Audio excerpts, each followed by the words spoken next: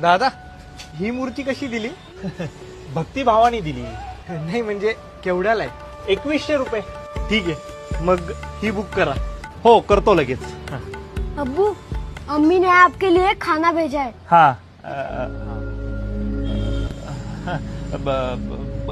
पुढं पण मूर्तीचं दुकान आहे, तुम्ही तिथनं पण घेऊ शकता मूर्ती. म्हणजे असं काही काय याला काय प्रॉब्लेम आहे? म्हणजे इथनं मूर्ती घेतली तर चालेल ना तुम्हाला? हो का? नाही पण गणपती रंगवताना तुझ्या मनात चांगलेच भाव होते ना? हो कायमच असतात. माझे अब्बू सुद्धा हेच काम करायचे. माझे बाबा म्हणतात आपण साखर व्हावं, जी शेवयाची खीर सुद्धा गोड करते आणि शिरखुर्मा सुद्धा.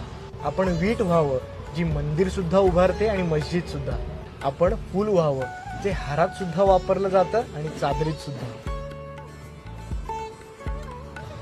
द्या ही मूर्ती. गणपती बाप्पा मोरया.